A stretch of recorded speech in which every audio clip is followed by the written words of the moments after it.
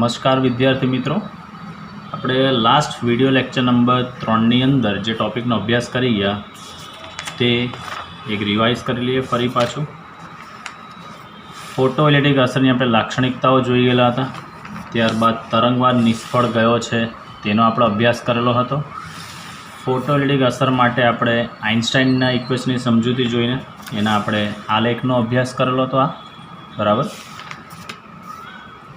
ત્યારબાદ photo electric પ્રવાહ એ તીવ્રતાના સમપ્રમાણમાં હોય છે તેનો આપણે અભ્યાસ કરેલો હતો અને લાસ્ટ ક્વેશ્ચન આપણે અભ્યાસ કરેલો હતો કે પ્રકાશ જે છે એના કણ સ્વરૂપની આપણે ચર્ચા કરેલી હતી। આજે આપણે ત્યાંથી આગળ જઈશું। આજનો પહેલો સવાલ છે ફોટોનની લાક્ષણિકતા જણાવો। 2 માર્ક માટેનો ઇમ્પોર્ટન્ટ ક્વેશ્ચન છે, અથવા તો આ સવાલ એવી રીતે બી પૂછાઈ શકે છે કે વિદ્યુત ચુંબકીય વિકિરણના ફોટોન સ્વરૂપને કઈ રીતે આપણે દર્શાવી શકીએ છીએ। તો પહેલું ફોટોનની લાક્ષણિકતા તો ફોટોન એ આપણે અભ્યાસ કરી ગયા છે। ફોટોન પણ એક દ્રવ્યકણની જેમ એક વાસ્તવિક કણ જ છે। ફોટોન પણ એક વાસ્તવિક કણ જ છે, પહેલો પોઈન્ટ। એફ આવૃત્તિવાળા ફોટોનની ઉર્જા HF, એટલે એક ફોટોન હોય તો એક ફોટોનની ઉર્જા HF અને એક ફોટોનની ઉર્જા HF, એવા n ફોટોનની તો મહત્તમ ઉર્જા આપણે જોઈ ગયા છે એની NHF, એટલે એફ આવૃત્તિવાળા ફોટોનની ઉર્જા છે HF। ત્રીજું છે એફ આવૃત્તિવાળા ફોટોનનું વેગમાન HF/c સૂત્રથી આપવામાં આવે છે, એટલે જે ફોટોન હશે તે ફોટોનનું વેગમાન આપણે લેવાનું છે સૂત્રનું HF/c, તથા આ જે ફોટોનની ઝડપ છે, ફોટોનની ઝડપ એ પ્રકાશની ઝડપ જેટલી જ છે। તો પહેલા પોઈન્ટમાં ફોટોન એ વાસ્તવિક કણ, બીજા પોઈન્ટમાં ફોટોનની ઉર્જા HF, ત્રીજા પોઈન્ટમાં ફોટોનનું વેગમાન HF/c। એમાંથી પોઈન્ટને તોડવું હોય તો ચોથો પોઈન્ટ તમે લખી શકો છો કે ફોટોનની ઝડપ એ પ્રકાશના ઝડપ જેટલી જ છે। ત્યારબાદ વિકિરણની તીવ્રતા ગમે એટલી હોય પણ દરેક ફોટોનની ઉર્જા અને વેગમાન તો કેવું હશે, સમાન જ હશે। એટલે વિકિરણની તીવ્રતા જો બદલાતી હોય પણ ફોટોનની ઉર્જા અને વેગમાનમાં કોઈ ફરક પડી શકતો હોતો નથી, બરાબર। કારણ કે આપણે લાસ્ટ થિયરીની અંદર જોઈ ગયા છે કે કણ સ્વરૂપમાં હોય ત્યારે ઉર્જા અને વેગમાનનું સંરક્ષણ થતું જ હોય છે, એટલે ફોટોનની ઉર્જા અને વેગમાન તો સમાન જ હશે। ત્યારબાદ આપેલ તરંગલંબાઈના પ્રકાશની તીવ્રતા આપણે વધારીએ તો એકમ સમયમાં આપેલ ક્ષેત્રફળમાંથી પસાર થતા ફોટોનની સંખ્યા પણ વધતી હોય છે। પોઈન્ટ ફરી પાછો જોઈશું। આપેલ તરંગલંબાઈના પ્રકાશની તીવ્રતા વધારતા એકમ સમયમાં આપેલ ક્ષેત્રફળમાંથી પસાર થતા ફોટોનની સંખ્યા પણ વધે છે। આમ ફોટોનની ઉર્જા વિકિરણની તીવ્રતા પર આધારિત નથી। કઈ રીતે, તો એ પોઈન્ટ આપણે સમજીએ મિત્રો। પાંચમો પોઈન્ટ કે તીવ્રતા વધારીએ તો એકમ ક્ષેત્રફળમાંથી પસાર થતા ફોટોનની સંખ્યા પણ વધે છે એકમ સમયમાં। આપણે સમજ્યા વસ્તુને સમજો। કહેવાનો કન્સેપ્ટ જે મિત્રો છે તે કે તીવ્રતા I date is equal two, આપણે સૂત્ર આનો અભ્યાસ કરી ગયા છે મિત્રો, એકમ ક્ષેત્રફળવાળી સપાટીમાંથી એકમ સમયમાં આપાત પ્રકાશની ઉર્જાને તમે કહી શકો છો તીવ્રતા।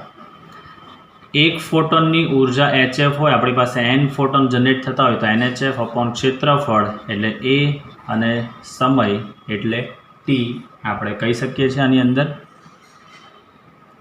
ચાલો ધારો કે ક્ષેત્રફળ 1 મીટર સ્ક્વેર અને એકમ સમય હોય એટલે આ પણ 1 અને આ પણ 1 હોય તો I date is equal two સૂત્ર શું બને છે, NHF, બરાબર। તો એકમ ક્ષેત્રફળવાળી સપાટીમાંથી એકમ સમયમાં જે તીવ્રતા તમને જોવા મળશે, તીવ્રતા ડેટ ઇઝ પ્રપોઝલ ટુ તમે શું કહી શકો છો, n, એટલે આપાત ફોટોનની સંખ્યા પર આધારિત હોય છે। આના પરથી કહી શકાય કે પ્રકાશની તીવ્રતા તમે વધારો તો એકમ સમયમાં એકમ ક્ષેત્રફળમાંથી પસાર થતા ફોટોનની સંખ્યામાં પણ શું થાય, વધારો થાય છે। એટલે તીવ્રતા વધારશો તો ફોટોનની સંખ્યા પણ વધશે, પણ ઉર્જા વિકિરણની ફોટોનની ઉર્જા જે છે તે વિકિરણની તીવ્રતા પર આધારિત નથી। એટલે તીવ્રતા બદલાય તો ઉર્જા બદલાશે તેવું તમે કહી શકતા હોતા નથી, બરાબર। ચાલો નેક્સ્ટ પોઈન્ટ, ફોટોન વિદ્યુતની દ્રષ્ટિએ તટસ્થ હોય છે અને તેઓ વિદ્યુત અને ચુંબકીય ક્ષેત્રો વડે વિચલન અનુભવતા હોતા નથી। ફોટોન વિદ્યુતની દ્રષ્ટિએ તટસ્થ એટલે શું, તો યાદ કરો મિત્રો, આપણે પહેલા ચેપ્ટરમાં એક એક્ઝામ્પલ જોઈ ગયા છે કે શૂન્યાવકાશિત કાચની પેટી હોય તો કાચની પેટીમાં શરૂઆતમાં કોઈ વિદ્યુતભાર હોતો નથી। હવે ધારો કે એની અંદર આપણે ફોટોન આપાત કરીએ તો તેનું ઇલેક્ટ્રોન અને પોઝિટ્રોન 2 ભાગમાં વિભાજન થાય તેવો આપણે અભ્યાસ કરી ગયેલા હતા।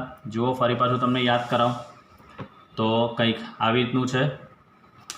મેઇન વસ્તુ આ આપણે લઈએ છીએ અહીંયા કાચની પેટી લઈએ છીએ આ કાચની પેટીમાં અહીંયા ધારો કે ફોટોન આપાત કરે છે હાલના તબક્કે અહીંયા ફોટોનની ઉર્જા એટલે આપણી પેલી HF જેટલી ઉર્જા છે આ ફોટોન જેવું અંદર દાખલ થાય છે એટલે એનું બે ભાગમાં વિભાજન થાય છે જેમાંનો એક ભાગ કહેવામાં આવે છે ઇલેક્ટ્રોન અને એક ભાગ કહેવામાં આવે છે પોઝિટ્રોન તો આપણે એની અંદર એવો અભ્યાસ કરેલો હતો કે જ્યારે આ ફોટોન દાખલ થાય છે તે પહેલાં બી કુલ વિદ્યુતભાર 0 હતો અને ફોટોન દાખલ થયા બાદ બી કુલ વિદ્યુતભાર 0 જ રહેશે કારણ કે ઇલેક્ટ્રોન અને પોઝિટ્રોન બે પ્રતિકણ જનરેટ થતા હોય છે એટલે કહી શકાય કે ફોટોનનું વિભાજન થાય તો બી ઇલેક્ટ્રોન અને પોઝિટ્રોન જનરેટ થાય એટલે ફોટોન જે છે તે વિદ્યુતની દ્રષ્ટિએ તટસ્થ કહેવાય અને એના પર વિદ્યુત ક્ષેત્ર કે ચુંબકીય ક્ષેત્રની કોઈ ઇફેક્ટ થતી નથી એટલે વિદ્યુત ક્ષેત્ર કે ચુંબકીય ક્ષેત્રના લીધે એનું કોઈ વિચલન થઈ શકતું હોતું નથી. ચલો નેક્સ્ટ પોઈન્ટ ફોટોન કણ સંઘાતમાં કુલ ઉર્જા અને કુલ વેગમાનનું સંરક્ષણ થાય છે કારણ કે આ બંને નિયમ એવા છે મિત્રો જે કહેવામાં આવે છે સાર્વત્રિક નિયમ છે એટલે ફોટોન કણ સંઘાતમાં કુલ ઉર્જા અને કુલ વેગમાનનું સંરક્ષણ થાય છે એટલે આમ અથડામણ દરમિયાન ફોટોનની સંખ્યાનું સંરક્ષણ ન પણ થાય ફોટોન કદાચ શોષાઈ જાય અથવા નવા ફોટોનનું ઉત્સર્જન પણ થતું હોય છે પણ બેઝિકલી જેની કુલ ઉર્જા જનરેટ થશે કે એનું કુલ વેગમાન હશે તેનું તો સંરક્ષણ થતું તમને જોવા મળશે એટલે સંઘાત દરમિયાન ફોટોનની સંખ્યાનું સંરક્ષણ ન પણ થાય.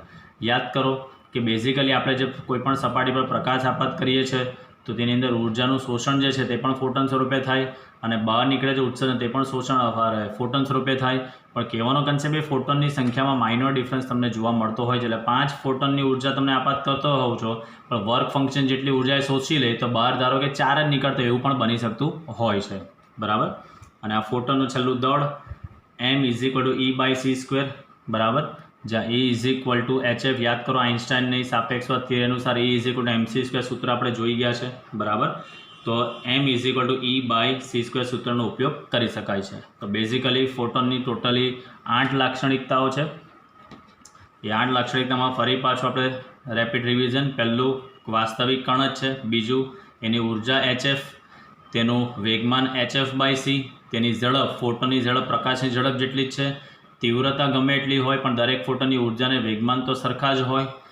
તરંગ લંબાઈના પ્રકાશની તીવ્રતા આપણે વધારીએ તો એકમ સમયમાં એકમ ક્ષેત્રફળમાંથી પસાર થતા ફોટોનની સંખ્યા વધે છે બરાબર.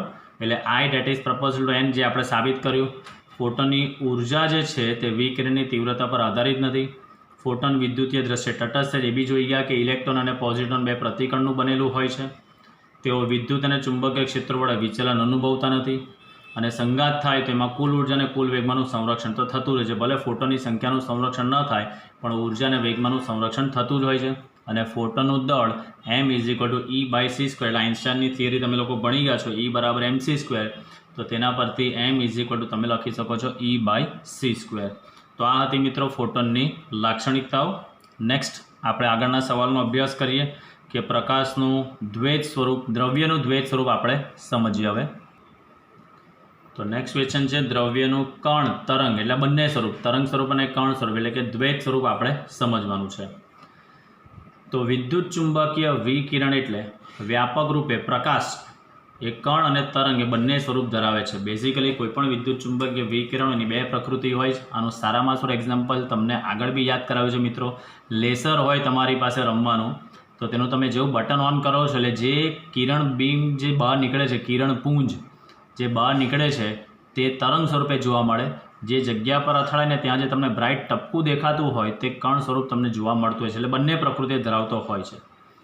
પ્રકાશને લગતી ઘટનાઓ વ્યતિકરણ જે આપણે 10મા ચેપ્ટરમાં અભ્યાસ કરીશું. વિવર્તન તેનો અભ્યાસ આપણે આગળ જોઈ ગયા છે. વિવર્તન એટલે પ્રકાશનું વાંકું જ વળું કહેવામાં આવે.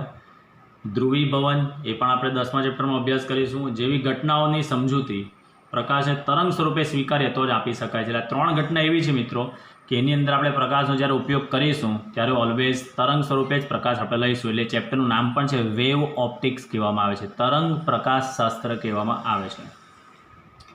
જ્યારે ફોટોલિટિક અસર સમજવી હોય કે કોમ્પટન અસર આપણે જોઈ ગયા કે ક્ષ કિરણોનું ઇલેક્ટ્રોન વડે તમે પ્રકીર્ણન કરો છો ત્યારે ક્ષ કિરણોની તરંગ લંબાઈમાં વધારો થાય છે તે કોમ્પટન અસર. એ પ્રકાશના કણ સ્વરૂપ વડે સમજી શકાય છે. વ્યતિકરણ, વિવર્તન અને ધ્રુવીભવન એ તરંગ સ્વરૂપની પ્રકૃતિમાં સમજી શકાય છે. જ્યારે ફોટોલિટિક અસર અને કોમ્પટન અસર જે છે તે તમે કણ સ્વરૂપની પ્રકૃતિમાં તમે સમજી શકો છો. એટલે આ એક એવો વિરોધાભાસ છે કે જેમાં પ્રકાશ એ બે જુદા જુદા સ્વરૂપે વર્તે છે. પ્રકાશ જ્યારે ગતિમાં હોય ત્યારે તરંગ સ્વરૂપે વર્તે છે, પણ શોષણ કે ઉત્સર્જન વખતે હંમેશા કણ સ્વરૂપે જ વર્તો હોય છે. ગતિમાં હોય એટલે મેં તમને કીધું લેસરનું એક્ઝામ્પલ, પ્રકાશ જ્યારે ગતિમાં હશે ત્યારે હંમેશા તરંગ સ્વરૂપે તમને જોવા મળશે, પણ કોઈ જગ્યાએ અથડાય એટલે ત્યાં એનું શોષણ થાય ને પછી એનું ઉત્સર્જન થાય તે હંમેશાનું કણ સ્વરૂપે જ જોવા મળતું હોય છે. આમ પ્રકાશ દ્વૈત સ્વભાવ એટલે કે તરંગ અને કણ સ્વભાવ ધરાવે છે તેવું આપણે કહી શકીએ છીએ. એટલે આમ પ્રકાશની આ બે પ્રકારની પ્રકૃતિ આપણે જોઈ શકીએ છીએ. અમુક ઘટનાને સમજવા માટે તરંગ સ્વરૂપ છે, જ્યારે અમુક ઘટનાને સમજવા માટે આપણે કણ સ્વરૂપને આપણે લેવાના છીએ. બરાબર. તો આમ આપણે કહી શકીએ છીએ કે કોઈ પણ દ્રવ્ય જે હોય તેનો દ્વૈત સ્વભાવ તમને જોવા મળતો હોય છે. ચલો નેક્સ્ટ ક્વેશ્ચન. પ્રકાશનું સ્વરૂપ કણ કે તરંગ સ્વરૂપ પૈકી કયું સમજવું તે પ્રક્રિયાના પ્રકાર પર આધાર રાખે છે. તે ઉદાહરણ આપીને આપણે સમજવાનું છે કે પ્રકાશનું સ્વરૂપ કણ કે તરંગ સ્વરૂપ પૈકી કયું સમજવાનું છે તે આપણે પ્રક્રિયાના પ્રકાર પર આધાર રાખે છે તે ઉદાહરણ આપીને સમજીએ. તો આપણી આંખ વડે કોઈ પણ પદાર્થને જોતી વખતે પ્રકાશના કણ અને તરંગ સ્વરૂપના વર્ણન બંને અગત્યના છે. આપણે કોઈ પણ વસ્તુને આંખ વડે જોઈએ છે તો પ્રકાશના બંને સ્વરૂપોના વર્ણન બહુ જરૂરી છે. આંખની કીકી દ્વારા પ્રકાશ કેન્દ્રિત થવાની પ્રક્રિયા, યાદ કરો નેત્રમણી, તમે લોકો આ માનવ આંખ વિશે ભણી ગયા છો ભૌતિક વિજ્ઞાનમાં 10મા ધોરણમાં, કે આંખની કીકી દ્વારા પ્રકાશ કેન્દ્રિત કરવાની પ્રક્રિયા એ પ્રકાશના તરંગ સ્વરૂપ દ્વારા સારી રીતે સમજી શકાય છે. એટલે કિરણો જે કેન્દ્રિત થાય તે તરંગ સ્વરૂપે થતું હોય. આંખના રેટિનામાં રહેલા બે કોષ રોડ્સ અને કોન્સ એ પ્રકાશનું શોષણ સમજવા માટે પ્રકાશના કણ સ્વરૂપની જરૂર એમાં પડતી હોય છે. એટલે જ્યારે બી ઇમેજ જ્યારે આપણે રેટિના પર પડતું હોય છે ત્યારે કદાચ તમને ખબર છે મિત્રો, આંખની અંદર આવેલા કોષ રોડ્સ અને કોન્સ સક્રિય થાય એટલે પ્રકાશ ઓછો જ હોય કે વધારે હોય તો તરત કોન્સ સક્રિય થઈ જાય એટલે આપણી આંખ બંધ થઈ જાય કે જેથી આંખને નુકસાન નહીં થાય. અને રોડ જે છે તે પ્રકાશ ઓછી તીવ્રતા હોય પ્રકાશની ત્યારે આ સક્રિય થતા હોય છે.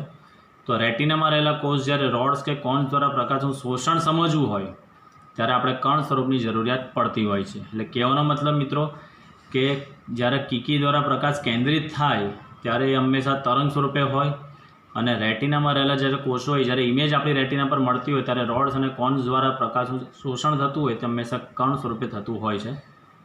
એટલે કહી શકાય આમ વસ્તુને જોતી વખતે પ્રકાશના બંને સ્વરૂપો ભાગ ભજવે. કીકી જે છે તે તરંગ સ્વરૂપે કિરણોને કેન્દ્રિત કરશે, અને રેટિના પર જે ઇમેજ મળે ત્યારે રોડ્સ અને કોન્સ જે સક્રિય હોય તે વખતે આપણને કણ સ્વરૂપ સક્રિય જોવા મળતું હોય છે. એટલે આમ આપણે પ્રકાશનું સ્વરૂપ સમજવું હોય તો માનવ આંખનું આપણે જે જોઈએ છે તે બહુ સારામાં સારું ઉદાહરણ આપણે કહી શકીએ છીએ. બરાબર. ચાલો નેક્સ્ટ ક્વેશ્ચન આગળ જોઈશું. ચાલો નેક્સ્ટ પ્રશ્ન નંબર 9. ડી બ્રોગલીનો અધિતર્ક એટલે એની પરિકલ્પના લખો, અને ડી બ્રોગલીની તરંગલંબાઈનું સૂત્ર આપણે મેળવવાનું છે. મિત્રો જે ચાલી રહેલું છે તે બધું આપણે કણ સ્વરૂપ પર અત્યારે કામ કરીએ છીએ. તો બેઝિકલી ડી બ્રોગલીનો અધિતર્ક આવ્યો તેની પાછળનું સાયન્ટિફિક રીઝન એવું છે કે જો વિકિરણને દ્વૈત સ્વભાવ હોય તો કુદરતમાં રહેલા જે બધા કણો છે, ઇલેક્ટ્રોન છે, ફોટોન છે, એ લોકો પણ તરંગ સ્વરૂપ કેમ ન દર્શાવી શકે? શા માટે આપણે એને કણ સ્વરૂપ જ કહી શકીએ? એટલે જો વિકિરણને જો દ્વૈત સ્વભાવ હોય તો ઇલેક્ટ્રોન અને ફોટોનને તરંગ સ્વરૂપ કેમ ન દર્શાવી શકાય? એટલે એણે દર્શાવ્યું કે ભાઈ દર્શાવી શકાશે. એ બંનેને ભેગું કરીને એણે એક બહુ સરસ પરિકલ્પના આપેલી હતી. તો એમણે એવું કીધું કે કુદરત મૂળભૂત બે રાશિઓનું બનેલું છે, દ્રવ્ય અને વિકિરણનું બનેલું હોય છે, જે તમે લોકો 11મા ધોરણના પહેલા ચેપ્ટરની અંદર પણ અભ્યાસ કરી ગયા છો કે કુદરતની અંદર મૂળભૂત બે રાશિઓનો સમાવેશ થતો, એક દ્રવ્ય સ્વરૂપે અને બીજો વિકિરણ સ્વરૂપે હોય છે. તો ડી બ્રોગલી આના પરથી શું અધિતર્ક આપ્યો?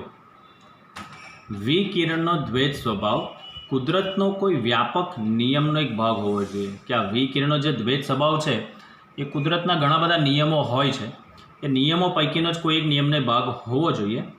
એટલે કે વિકિરણ જો તરંગ અને કણ એમ બંને દ્વૈત સ્વરૂપ જો ધરાવી શકે તો દ્રવ્ય કણો પણ અમુક સંજોગોમાં કણ તરીકે તો અમુક સંજોગોમાં તરંગ તરીકે વર્તા જ હોય. એટલે જો વિકિરણને દ્વૈત સ્વભાવ હોય તો દ્રવ્ય કણોને પણ, જો આને દ્વૈત સ્વભાવ છે કણ સ્વરૂપ અને તરંગ સ્વરૂપ, તો દ્રવ્ય પણ બંને પ્રકારની પ્રકૃતિ ધરાવતો હોવો જ જોઈએ. જેવી સિચ્યુએશન, એટલે અમુક સંજોગોમાં એ તરંગ તરીકે વર્તે તો અમુક સંજોગોમાં એ કણ તરીકે પણ વર્તો હોવો જોઈએ છે. હવે ધારો કે આપણે જે દ્રવ્ય કણ છે આપણી પાસે, એ દ્રવ્ય કણનું દળ ધારો કે m હોય અને એનો વેગ v હોય, વેગ v હોય તો એ દ્રવ્યકણનું વેગમાન કેટલું થશે? તો કે વેગમાન p = દળ ગુણ્યા વેગ, એટલે p = mv. આ દ્રવ્યકણની તરંગ લંબાઈ શોધવાનું સૂત્ર આપ્યું, તરંગ લંબાઈ લેમ્બડા = h/p. તરંગ લંબાઈ lambda that is equal to h/p, જ્યાં h as it is અને વેગમાન p = mv, અને h જે છે મિત્રો તે પ્લાન્ક કોન્સ્ટન્ટ 6.625 10⁻34 J/s. તો આ જે સમીકરણ આને આપણે આપીએ છીએ કે સમીકરણ એકને કહેવાય છે ડી બ્રોગલીનું સમીકરણ કહેવામાં આવે છે. એટલે ડી બ્રોગલીએ શું પરિકલ્પના જાહેર કરી, શા માટે? તો કે એમને વિચાર આવ્યો કે જો વિકિરણની બે પ્રકૃતિ ધરાવતું હોય તરંગ અને કણ સ્વરૂપ, તો જે દ્રવ્ય છે દ્રવ્યની પણ અમુક સંજોગોમાં કણ સ્વરૂપ અને અમુક સંજોગોમાં એ તરંગ સ્વરૂપ એનું હોવું જ જોઈએ. અને એના આધારે એણે દ્રવ્યકણની તરંગ લંબાઈ શોધવાનું સૂત્ર આપ્યું, lambda that is equal to h/p, જ્યાં h/p ની જગ્યા લખી શકાય છે આપણે mv. તો આ સમીકરણ પરથી દ્રવ્યની પણ દ્વૈત પ્રકૃતિ દેખાઈ આવે છે. કઈ રીતે? તો આપણે આની અંદરથી સમજ્યું છે સમીકરણ 1 પરથી. સમીકરણ 1માં ડાબી બાજુ જે લેમ્બડા જે છે એ તરંગ સાથે સંકળાયેલી રાશિ છે. તરંગ લંબાઈ આપણે શું બોલીએ છીએ? તરંગ લંબાઈ એટલે તરંગ સાથે સંકળાયેલી રાશિ છે. જ્યારે જમણી બાજુ જે અહીંયા વેગમાન છે એ કણ સાથે સંકળાયેલી રાશિ છે. બરાબર. તો બેઝિકલી એણે તરંગ સ્વરૂપ અને કણ સ્વરૂપ બંનેને સાંકળતી રાશિ આપી કે બેઝિકલી ડાબી બાજુ જે પદ છે લેમ્બડા એ તરંગ પ્રકૃતિ ધરાવે છે, તરંગ સાથે સંકળાયેલી રાશિ છે, જ્યારે જમણી બાજુ વેગમાન જે છે એ કણ સાથે સંકળાયેલી રાશિ કહેવામાં આવે છે. હવે મિત્રો આપણે હમણાં જ આજે જ ફોટોનના વેગમાનનું સૂત્ર જોઈએ કે ફોટોનનું વેગમાન p = hf/c હોય છે. અહીંયા ચોકડી ગુણાકાર કરીએ તો આ ફોટોના વેગમાન પરથી બી તમે દ બ્રોગલી તરંગ લંબાઈનું સૂત્ર લાવી શકો છો. તો વેગમાન p = hf/c, ચોકડી ગુણાકાર કરીએ તો p × c that is equal to hf. c ત્યાંનો ત્યાં, આ fને અહીંયા નીચે લાવું છું અને આ p ને અહીંયા નીચે લખીએ તો c/f = h/p. c/f એટલે કહી શકાય છે તરંગ લંબાઈ લેમ્બડા, લેમ્બડા = h/p, જે ડી બ્રોગલીના સમીકરણ સાથે આપણે એને સાંકળી શકીએ છીએ. એટલે કહેવાનો કન્સેપ્ટ મિત્રો, ડી બ્રોગલી એવું કીધું કે જો વિકિરણને બે પ્રકારની પ્રકૃતિ હોય તો સ્વાભાવિક વસ્તુ છે કે દ્રવ્યકણને પણ બે પ્રકારની પ્રકૃતિ હોવી જ જોઈએ. તો એ બંનેને અલગ અલગ તારવીએ એના કરતાં આપણે કામ કરીએ, તરંગ અને કણ સ્વરૂપ બંનેને આપણે સાંકળતી એક તમને સૂત્ર આપું કે જેના આધારે તમે તરંગ લંબાઈ બી શોધી શકો છો. એટલે તરંગ લંબાઈ જ્યારે શોધો ત્યારે તરંગ સ્વરૂપે હોય અને વેગમાન જ્યારે શોધશો ત્યારે તમે કણ સ્વરૂપે આપણે ધારી શકીએ છીએ. તો એના પરથી એમણે સૂત્ર આપ્યું lambda that is equal to h/p. આ એમણે સૂત્ર આપ્યું હતું. અને p = mv, જ્યાં v એટલે દ્રવ્યકણનો આપણે વેગ લઈ શકીએ છીએ. તો ડાબી બાજુ તરંગ લંબાઈ જે છે તે તરંગ પ્રકૃતિ ધરાવે છે, જ્યારે વેગમાન જે છે તે કણનું જ વેગમાન હોઈ શકતું હોય છે. એટલે ડાબી બાજુ જે તરંગ લંબાઈ તરંગ પ્રકૃતિ અને વેગમાન એ કણ પ્રકૃતિ ધરાવે છે. એટલે આમ કહી શકાય કે દ્રવ્ય કણ પણ બે પ્રકારની પ્રકૃતિ ધરાવે છે, તરંગ સ્વરૂપ અને કણ સ્વરૂપ. ચાલો હવે આ થિયરીને આપણે થોડા આગળ લઈ જઈશું. ઇલેક્ટ્રોનની તરંગ લંબાઈ શોધવાનું સૂત્ર તારવવાનું છે. ઇલેક્ટ્રોનની તરંગ લંબાઈ શોધવાનું આપણે સૂત્ર તારવીએ. તો ધારો કે સ્થિર રહેલો કોઈ ઇલેક્ટ્રોન જે છે તેને આપણે v જેટલો વોલ્ટેજ આપીએ એટલે એ પ્રવેગિત થશે. તો એ ઇલેક્ટ્રોનની ગતિ ઉર્જા આપણે આગળ જોઈ ગયા છે મિત્રો, kmax = ev0. એટલે કાઇનેટિક એનર્જી જે છે એ ઇલેક્ટ્રોન વોલ્ટના સ્વરૂપમાં k = આપણે ev લખી શકીએ છીએ. આપણને ખબર છે કે ગતિ ઉર્જા k = ½ mv². k ત્યાંનો ત્યાં, 1/2 ત્યાંનો ત્યાં, mv² ત્યાંનો ત્યાં. આ સમીકરણને આપણે m વડે ગુણીને m વડે ભાગી નાખીએ છીએ. તો અહીંયા બની શકે છે મિત્રો, તમે જોઈ શકો છો, જે હું તમને અહીંયા સાબિત કરીને બતાવું છું. સ્થિર ઇલેક્ટ્રોનને આપણે v જેટલો વોલ્ટેજ આપીએ તો એની ગતિ ઉર્જા k that is equal to આપણને મળે છે ઇલેક્ટ્રોન વોલ્ટ જેટલી આપણને મળી શકે છે. બરાબર છે. ગતિ ઉર્જાનું સૂત્ર આપણી પાસે છે ½ mv² that is equal to લખી શકીએ છીએ આપણે, આ ev લખી શકીએ છીએ આપણે. ચાલો ત્યારબાદ આ ગતિ ઉર્જાનું સૂત્ર જે ½ mv² છે, આ mv² ને અંશ અને છેદને m વડે ગુણીને આપણે m વડે ભાગી નાખીએ છીએ આપણે. બરાબર. તો that is equal to અહીંયા લખું છું હું આ ev. તો આ બની શકે મિત્રો અહીંયા ½ mm² v² by m is equal to EV આપણે લખી શકીએ છીએ. સો માટે હાફ વેગમાનનું સૂત્ર છે mv, આ બંનેનો વર્ગ છે એટલે આ લખી શકીએ આપણે p²/m that is equal two EV. હવે મિત્રો કદાચ તમને યાદ હશે જ કે તમે ગતિ ઉર્જાનું બીજું સૂત્ર k = p²/2m, આ સૂત્ર પણ તમે તારવ્યું હશે જ. તો અહીંયા લખી શકીએ માટે આ p² મારે શોધવું હોય તો 2m EV ઉપર જશે. તો રેખીય વેગમાનનો વર્ગ = અહીંયા લખી શકીએ છીએ આપણે 2m EV. બંને બાજુ વર્ગમૂળ લઈશું તો રેખીય વેગમાનનું આપણને સૂત્ર મળે છે p = √2m electron volt. EV લખી શકાય છે. આ EVની જગ્યાએ તમે k પણ લખી શકો છો. તો રેખીય વેગમાન p √2m k, આ પણ એક સૂત્ર આવી શકે છે. હવે આપણી પાસે દ બ્રોગલી તરંગલંબાઈનું સૂત્ર છે lambda that is equal two h/p. તો લેમ્બડા h/p ની જગ્યાએ સૂત્ર લખી શકાય છે મિત્રો √2m k. આ તરંગલંબાઈનું સૂત્ર બની ગયું છે. હવે આમાં તમે પ્લાન્ક કોન્સ્ટન્ટ hની કિંમત મૂકશો, mની કિંમત તમે મૂકશો, બરાબર.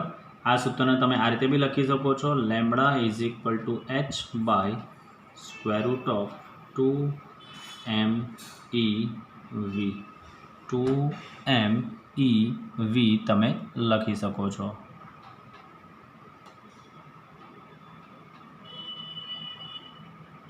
બરાબર છે, લેમ્બડા h/2m EV. હવે આમાં તમે પ્લાન્ક કોન્સ્ટન્ટની કિંમત મૂકો, માસ ઓફ ઇલેક્ટ્રોન મૂકશો, ચાર્જ ઓફ ઇલેક્ટ્રોન મૂકશો અને 2 સાદુરૂપ આપીને v ત્યાંનો ત્યાં રાખશો તો આનો તમને જવાબ મળી શકે છે મિત્રો 1.227 ડિવાઇડેડ બાય √v. 1. આ h vનું વર્ગમૂળ તમે રહેવા દેશો, બાકીના બધાનું સાદુરૂપ આપશો તો આ તમને જવાબ મળશે તરંગલંબાઈનું સૂત્ર 1.227 √v નેનોમીટર. તો આ ઇલેક્ટ્રોનની તરંગલંબાઈ શોધવાનું સૂત્ર બની ગયું લેમ્બડા = 1.227 /v નેનોમીટર. આ એનું સૂત્ર બની જાય છે અહીંયા. તો ગતિ ઉર્જાને જ્યારે બી આપણે વોલ્ટેજ પ્રોવાઈડ કરીએ છીએ ત્યારે ગતિ ઉર્જા k = ઇલેક્ટ્રોન વોલ્ટ v વોલ્ટથી પ્રભાવિત કરીએ ત્યારે ગતિ ઉર્જાનું સૂત્ર છે ½ mv² = EV. અંશ અને છેદને m વડે ગુણીને m વડે ભાગી નાખ્યો એટલે ½ m²v²/m = EV. તો બને છે ½ આ mv એટલે મોમેન્ટમનો વર્ગ, વેગમાનનો વર્ગ બાય m = EV, બરાબર. તો p² આ 2m ઉપર લઈ જાય તો p² that is equal two 2m EV. બંને બાજુ વર્ગમૂળ લીધું, આ EVની જગ્યાએ k બી લખી શકો છો. હવે દ બ્રોગલી તરંગલંબાઈનું સૂત્ર છે લેમ્બડા = h/p. તો h/p ની જગ્યાએ લખી શકાય છે √2m k. કેની જગ્યાએ પાછું હું EV લખું છું. અહીંયા તમે h2 mass of electron 9.1 10 - 31, charge of electron 1.6 × 10 - 19, એનું વર્ગમૂળ તમે લઈને h સાથેનો ભાગાકાર કરશો તો જવાબ આવશે 1.227 બાય વર્ગમૂળમાં v નેનોમીટર. આ જે સૂત્ર છે તે ઇલેક્ટ્રોનની તરંગલંબાઈ શોધવાનું આપણી પાસે આ સૂત્ર છે. તો આ રીતે આપણે ઇલેક્ટ્રોનની તરંગલંબાઈ દ બ્રોગલી તરંગલંબાઈ જે છે તેના સૂત્ર પરથી આ રીતે આપણે શોધી શકીએ છીએ. તો નેક્સ્ટ મિત્રો હવે આપણે 3 થિયરી જે બાકી છે, તરંગ પેકેટ, હાઇઝનબર્ગ અનિશ્ચિતતાનો સિદ્ધાંત અને ડેવિશન ગરમરનો પ્રયોગ, તે આપણે કાલે થિયરી પૂરું કરીશું. આજે આપણે થોડા દાખલાનો અભ્યાસ કરીશું. તો પહેલાં આપણે લઈશું સ્વાધ્યાયના દાખલાથી શરૂઆત કરીએ. તો સ્વાધ્યાયનો દાખલા નંબર આપણે 1 જોઈશું. પહેલો દાખલો 30 કિલોવોલ્ટનો ઇલેક્ટ્રોન છે. તો ઇલેક્ટ્રોનના વોલ્ટેજ તમને આપેલા છે v that is equal two 30 kilovolt. એટલે આપણે લખી શકીએ છીએ 30 × 10³ વોલ્ટ આપણે લખી શકીએ છીએ. આ ઇલેક્ટ્રોન જે છે એના દ્વારા ઉત્પન્ન થતા ક્ષ કિરણોની મહત્તમ આવૃત્તિ શોધવાની છે. ડેટ મીન્સ f મેક્સ તમારે શોધવાનું છે અને લઘુત્તમ તરંગલંબાઈ એટલે લેમ્બડા મિનિમમ શોધવાનું છે આપણે. તો આપણને ખબર જ છે મિત્રો કે જ્યારે બી ઇલેક્ટ્રોનને તમે વોલ્ટેજ પ્રોવાઈડ કરો છો ત્યારે એની ઉર્જા જે છે, ઇલેક્ટ્રોનના ફોટોનની જે ઉર્જા જે હોય છે એ ઉર્જા ઇલેક્ટ્રોન વોલ્ટમાં તમે મેજર કરી શકો છો. તો આપણને મિત્રો ખબર છે કે એક્સરે જે છે તો એ એક્સરેના ફોટોનની જે મહત્તમ ઉર્જા હશે એ મહત્તમ ઉર્જા ડેટ ઇઝ કોલ્ડ આપણે કહી શકીએ છીએ HF મેક્સિમમ, અને ઇલેક્ટ્રોન વોલ્ટના ફોર્મમાં આપણે લખી શકીએ છીએ HF maximum is equal two EV આપણે લખી શકીએ છીએ. તો આના પરથી ધારો કે મારે F મેક્સ જ શોધવાનું છે, તો F max is equal to electron volt by H આપણે લખી શકીએ છીએ. ચાલો, ઇલેક્ટ્રોનનું મૂલ્ય તમારા લોહીમાં છે 1.6 10⁻⁻19 ગુણ્યા વોલ્ટેજ તમને આપેલા છે 30 ગુણ્યા 10⁻³ divided by H. H means Planck constant, જેનું મૂલ્ય છે 6.625 10⁻⁻34 જૂલ ઇન્ટુ સેકન્ડ. તો આના પરથી તમને સાદરૂપ તમે આપશો તો તમને F મેક્સનો જવાબ મળે છે 7.24 ગુણ્યા 10⁻18 આવૃત્તિનો એકમ છે હર્ટ્ઝ. આ મિત્રો તમને F મેક્સનો જવાબ મળી જશે. હવે મિત્રો આના પરથી તમને લેમ્બડા મિનિમમ શોધવું હોય તે તો તમને ખબર જ છે, તો આપણે યાદ પર એક સૂત્ર ભણી ગયા છો, C date is equal two F into lambda. તો F જો મેક્સિમમ હોય તો લેમ્બડા જે છે તે મિનિમમ આવે છે, કારણ કે બંને એકબીજાના વ્યસ્ત પ્રમાણમાં હોય છે. ચાલો, તો આના પરથી મારે લેમ્બડા મિનિમમ શોધવું હોય તો lambda minimum that is equal to C by F maximum આપણે લખી શકીએ છીએ. C એટલે 3 ગુણ્યા 10⁸ ડિવાઇડેડ બાય F મેક્સ, જેનો જવાબ આપણી પાસે આવી ગયો છે 7.24 ગુણ્યા 10⁸. તો આના પરથી તમને લેમ્બડા મિનિમમનો જવાબ મળી જશે, જે જવાબ આવે છે મિત્રો 0.41436 10⁻10 મીટર. એટલે તમે આને lambda minimum is equal two 0.414 એંગસ્ટ્રમથી તમે લખી શકો છો. 0.414 એંગસ્ટ્રમથી તમે લખી શકો છો. એટલે આની અંદર મિત્રો જે સમજવાનો કન્સેપ્ટ જ આ જ છો કે ઇલેક્ટ્રોનને તમે વોલ્ટેજથી પ્રવેગિત કરો છો તો સ્વાભાવિક વસ્તુ છે કે પ્રવેગિત કરેલી એની ઉર્જા ઇલેક્ટ્રોન વોલ્ટ હોય, અને જે ફોટોન જનરેટ થશે તે ફોટોનની ઉર્જા આપણને ખબર છે E is equal two HF. મહત્તમ ઉર્જા જનરેટ થશે એટલે HF મેક્સિમમ, એના પરથી આપણને F મેક્સ મળી જાય છે. અને તરંગ લંબાઈ અને આવૃત્તિ એકબીજાના વ્યસ્ત પ્રમાણમાં હોય છે, એટલે lambda minimum is equal two લખી શકાય છે C બાય F મેક્સિમમ તમે લખી શકો છો. ચાલો નેક્સ્ટ આગળ જોઈશું આપણે. ચાલો, સ્વાધ્યાયના દાખલા નંબર 2 તરફ જઈશું. સિઝિયમ ધાતુનું કાર્યવિધેય આપી દેલું છે. કાર્યવિધેય આપણને ખબર છે મિત્રો, યાદ કરો વર્ક ફંક્શન, ગુજરાતીમાં એને કાર્યવિધેય કહેવાય. φ0 ડેટ ઇઝ ઇક્વલ ટુ આપેલું છે 2.14 ઇલેક્ટ્રોન વોલ્ટ. ચાલો, હવે એવું કીધેલું છે જ્યારે 6 ગુણ્યા 10⁻14 હર્ટ્ઝનો પ્રકાશ આ સિઝિયમ પર આપાત કરીએ છીએ તો ઇલેક્ટ્રોનનું ઉત્સર્જન થાય છે. લાઈન બહુ સરસ આપી છે મિત્રો. જ્યારે તમે આવૃત્તિ સિઝિયમ પર 6 ગુણ્યા 10⁻14 હર્ટ્ઝનો આપાત કરો છો ત્યારે એની સપાટી પરથી ઇલેક્ટ્રોનનું ઉત્સર્જન થાય છે. તો જે આવૃત્તિએ ઇલેક્ટ્રોનનું ઉત્સર્જન થાય તેને યાદ કરો શું કહેવાય? થ્રેશોલ્ડ આવૃત્તિ. એટલે પરીક્ષામાં આ જગ્યાએ થ્રેશોલ્ડ આવૃત્તિ આપે તો તમને ખબર જ છે કે તમે F0 લખી જ દેવાના છો.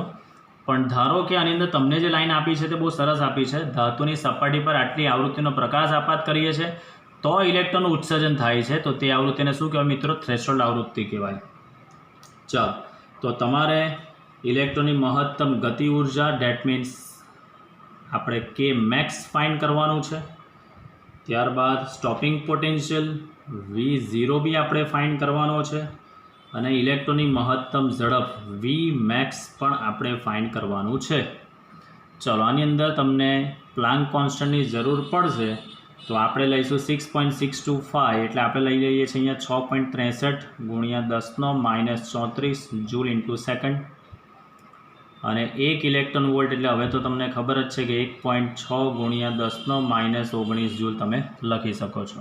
ચાલો, તો યાદ કરો આપણી પાસે પહેલું જ ફોટો ઇલેક્ટ્રિક ઇફેક્ટનું સમીકરણ છે. ફોટો ઇલેક્ટ્રિક ઇફેક્ટનું આપણી પાસે સમીકરણ છે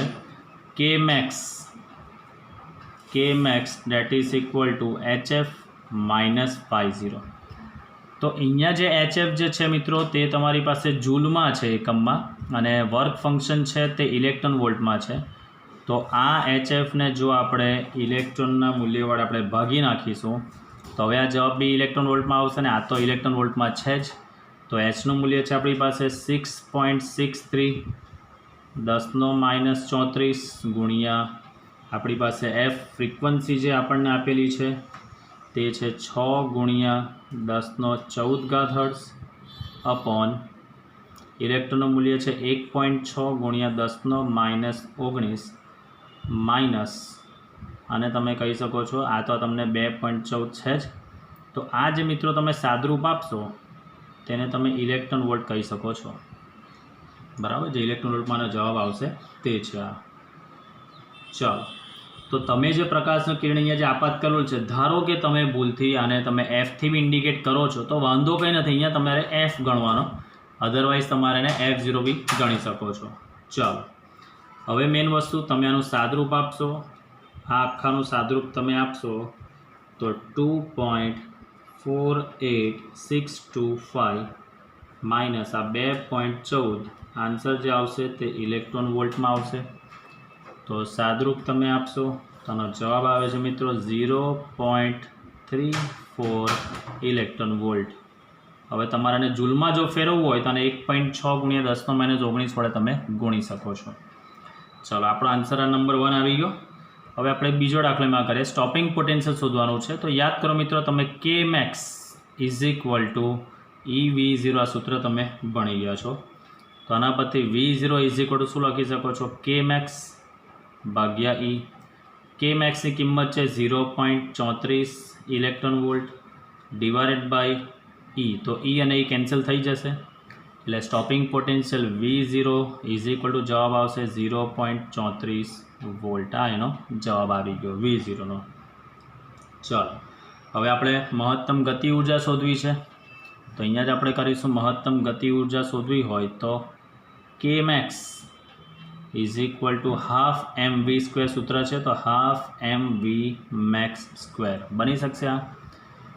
ચલો, આના પરથી આ 2 ઉપર ગુણાશે તો v_max² = 2 × Kmax divided by m લખી શકીએ આપણે. ચાલો, તો આ 2 ગુણ્યા Kmaxની કિંમત છે આપણી પાસે 0.34 પણ એ ઇલેક્ટ્રોન વોલ્ટમાં છે એટલે એને આપણે જૂલમાં ફેરવવી હોય તો 1.6 ગુણ્યા 10⁻19 divided by m that is called mass of electron 9.1 10⁻31. ચલો, આનું તમે સાદરૂપ આપશો અને પછી તમે એને વર્ગમૂળ લેશો તો તમને Vmaxનો જવાબ મળશે મિત્રો 345.8 ગુણ્યા 10⁻³ મીટર પર સેકન્ડ. આ જે જવાબ આવશે મિત્રો તે આનું સાદરૂપ આપશો તો Vmax² આવશે. એનો જે જવાબ આવશે તેનું તમે વર્ગમૂળ લેશો એટલે તમને જવાબ મળશે Vmax. તો આની અંદર મેં મેજર ઇક્વેશન જે છે મિત્રો તે આ સૂત્ર ઘણું અગત્યનું છે. Kmax = HF - 50 પણ એક જૂલમાં હોય તેને ઇલેક્ટ્રોન વોલ્ટમાં ફેરવવું જરૂરી છે. યુનિટ સેમ હોવા જરૂરી છે. Kmax પરથી આપણને સ્ટોપિંગ પોટેન્શિયલ મળી જાય છે અને Kmax પરથી આપણને હાફ mv² સૂત્રનો ઉપયોગ કરીને Vmax આપણને મળી જાય છે. ચાલો, નેક્સ્ટ આગળ જો સ્વાધ્યાયનો દાખલા નંબર 3. એક પ્રયોગમાં photo electric cut off voltage date means આપણે V0 થી પ્રોનાઉન્સ કરી શકીએ છીએ, જે તમને આપેલા છે 1.5 વોલ્ટ આપેલા છે.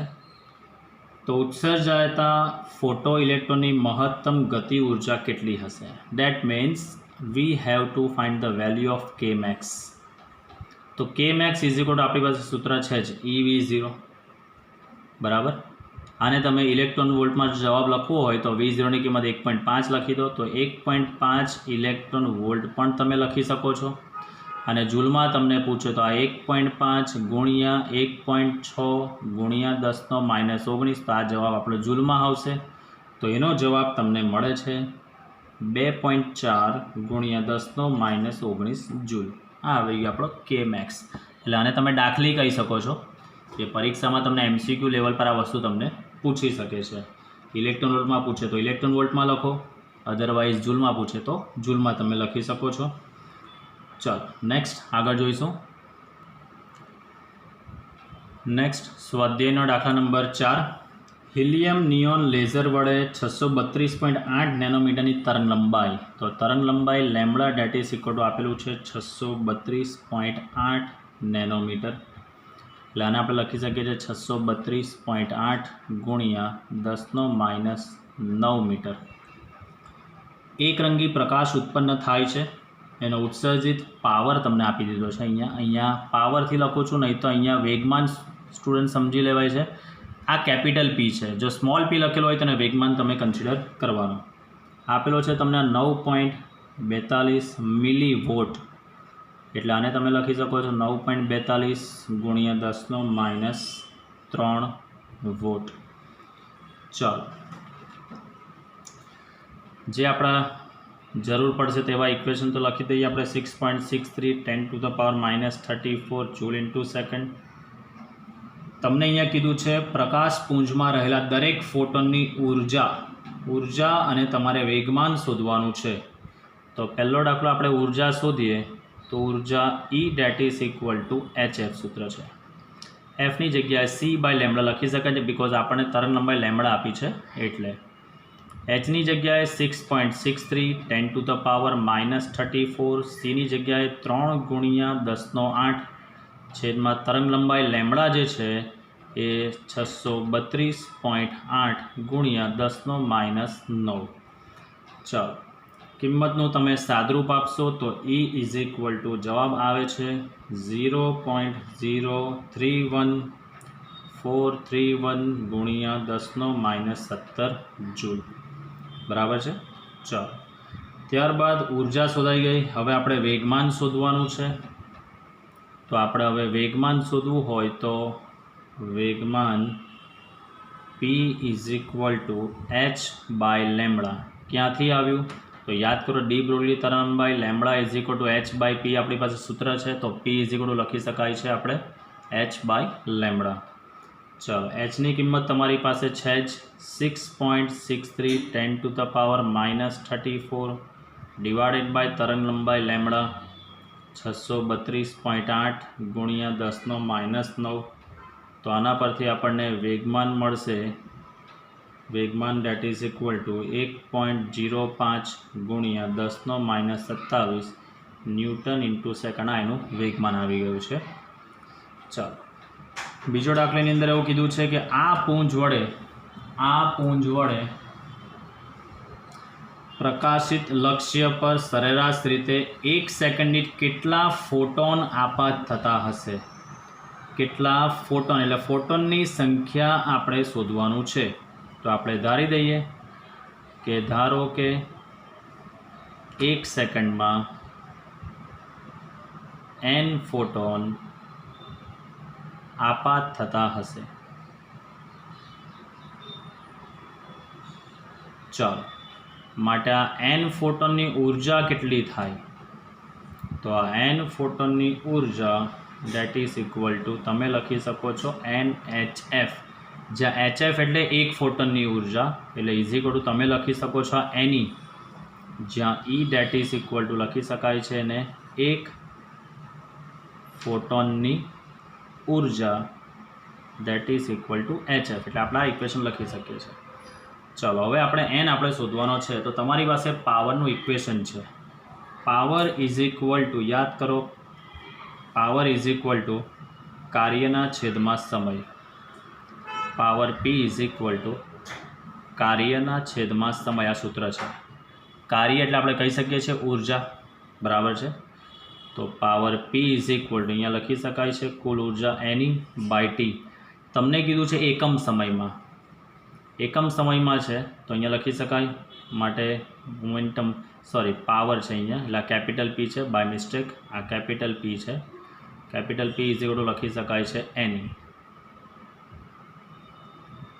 ચાલો તો માટે આના બદલે આપણે n શોધવો હોય તો પાવરના છેદમાં તમે ઉર્જા લખી શકો છો બિકોઝ આપણી પાસે જુઓ અહીંયા ઉર્જાની કિંમત પણ આવી ગઈ છે અને પાવર તમને રકમમાં આપેલો છે તો પાવરની કિંમત આપણે લખી શકીએ છીએ 9.42 ગુણ્યા 10⁻³ ડિવાઇડેડ બાય ઉર્જા જે છે તે 0.031 431 ગુણ્યા 10⁻17, તો n ઇઝ ઇક્વલ ટુ 3 ગુણ્યા 10⁻16 ફોટોન જનરેટ થાય છે 1 સેકન્ડ. એટલે એકમ લખી શકાય, ફોટોન પર સેકન્ડ તમે લખી શકો છો. ત્યારબાદ એની અંદર જ હજી ત્રીજો દાખલો પૂછ્યો છે, તો આપણે જોઈશું ત્રીજો દાખલો શું છે તે. ફોટોનના વેગમાન જેટલું જ વેગમાન ધરાવવા માટે હાઇડ્રોજન પરમાણુએ કેટલી ઝડપથી ગતિ કરવી જોઈએ. એટલે ફોટોનનું જે વેગમાન છે એ જ હાઇડ્રોજન પરમાણુનું વેગમાન છે. એટલે તમને અહીંયા શરત આપી દીધી છે મિત્રો દાખલામાં, જે હાઇડ્રોજન પરમાણુ છે એ હાઇડ્રોજન પરમાણુનું વેગમાન જે છે ડેટ ઇઝ ઇક્વલ ટુ એ ફોટોનના વેગમાન જેટલું છે. એટલે આપણે બનાવી શકીએ આ શરત, હાઇડ્રોજન પરમાણુનું વેગમાન ઇઝ ઇક્વલ ટુ ફોટોનનું વેગમાન. ચલો, હાઇડ્રોજન પરમાણુનું વેગમાન p is equal two mv, અને ફોટોનનું વેગમાન તો આપણી પાસે સ્મોલ p છે જ. તો આના પરથી આપણે ઝડપ શોધવાની છે, તો v is equal two p/m આપણે લખી શકીએ છીએ.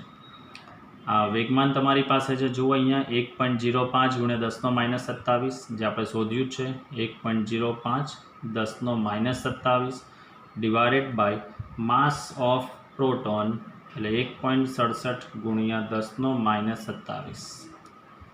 ચાલો, હાઇડ્રોજન પરમાણુ છે એટલે બેઝિકલી મિત્રો યાદ રાખજો, અહીંયા તમારે ફોટોન આની અંદર તમારે પ્રોટોનનું માસ લેવું જરૂરી છે. તો v date is equal two જવાબ આવે છે 0.6287 મીટર પર સેકન્ડ. 0.6287 મીટર પર સેકન્ડ. બરાબર. ચાલો,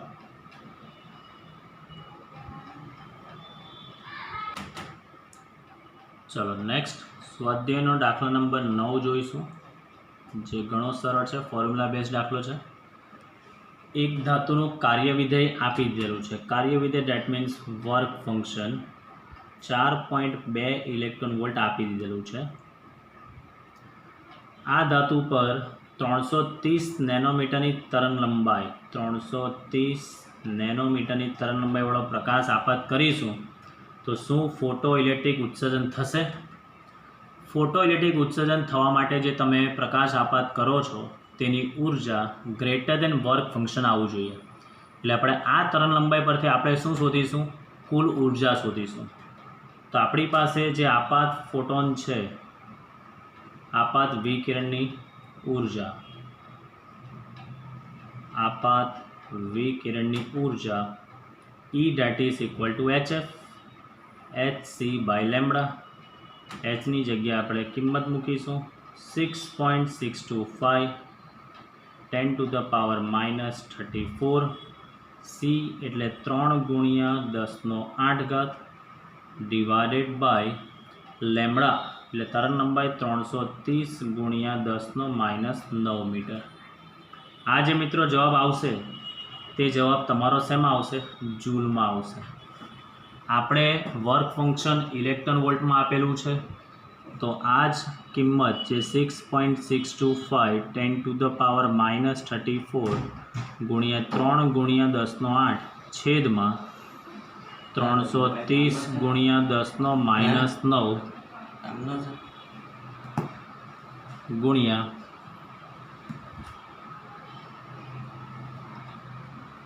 1.6 10⁻19 વડે ભાગીએ તો જવાબ ઇલેક્ટ્રોન વોલ્ટમાં આવશે. સાદરૂપ આપતા એનો જવાબ આવે છે 3.76 ઇલેક્ટ્રોન વોલ્ટ. એનો જવાબ આવે છે 3.76 ઇલેક્ટ્રોન વોલ્ટ. તો 3.76 ઇલેક્ટ્રોન ઉર્જા આવે છે. હવે તમે જોઈ શકો છો જે આપણે વિકિરણ આપાત કરે છે તેની ઉર્જા 3.76 ઇલેક્ટ્રોન વોલ્ટ છે, અને ધાતુ પરથી ઉત્સર્જન થવા માટે મિનિમમ એનર્જી કેટલી જોઈએ છે? 4.2 ઇલેક્ટ્રોન વોલ્ટ. તો અહીંયા લખી શકાય E લેસ દેન 50 હોવાથી ફોટો ઇલેક્ટ્રોનનું ઉત્સર્જન શક્ય નથી. એટલે ફોટો ઇલેક્ટ્રોનનું ઉત્સર્જન થવા માટે મિત્રો કે જે આપાત પ્રકાશ છે તે આપાત પ્રકાશની આવૃત્તિ એના વર્ક ફંક્શન કરતાં વધારે હોવી જરૂરી છે, જે આની અંદર નથી.